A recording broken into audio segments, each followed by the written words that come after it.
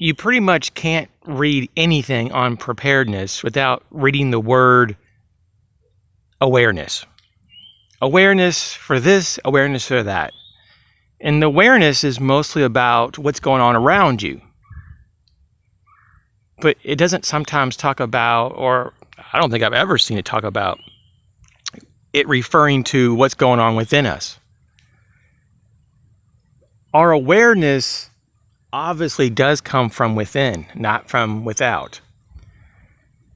And this awareness is so important that we understand how it works, because we do not have to be held captive from the world around us. Those in the world, things that so-called demand our attention, and even our own thoughts. Our own thoughts can be very intrusive. It can be distracting. So how do you get around pushing those back? Because we can't eliminate them, at least in the entirety. We can't just make the world stop because we want quiet sometimes. Sometimes our mind just has a lot of chatter and it's just racing. It's difficult just to turn that off. You can probably quiet the mind, but can you turn it off completely? No. That would mean that you're probably dead.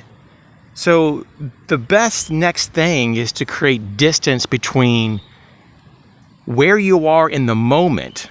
And this is where the mindfulness comes in. Being in the moment and all the chatter in the world and within ourselves. Create that distance between them. Not so easy at first because this is so different. Most of us do not exercise this ability. Most of us literally think that it's the best thing for us to stay busy, to stay distracted, to have loads and loads of activities on the roster, to have goals on top of goals, list on top of list. And I'm very guilty of this myself to a large degree. And there's nothing wrong with being efficient and effectively doing things. We need to do things. We need to be able to finish projects and to complete things. We need to have goals on some level.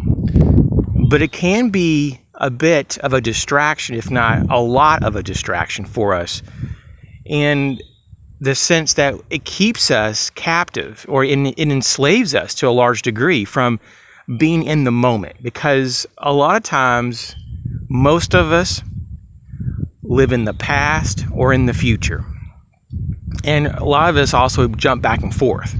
It's a lot easier just to think about things that happened or to think about how things will be instead of just being in the moment and seeing how things are right now.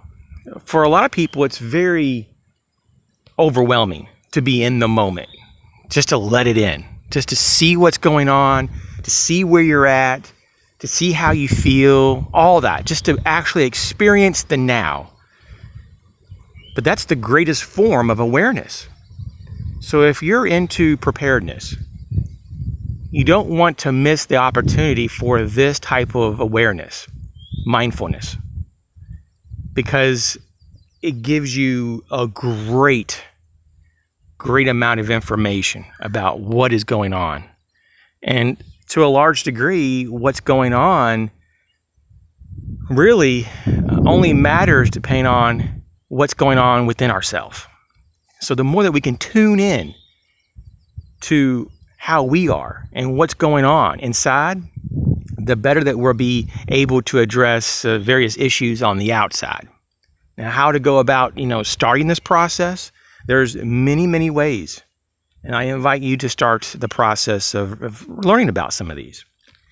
It could be as simple as doing breathing exercises, holding your breath for 3 to 5 seconds, and then slowly releasing your breath. And doing that a few times, maybe even throughout the day. Maybe you have certain times during the day you do this breathing exercise. And you pay attention to nothing else but your breath. And you're mindful of that air coming into your body.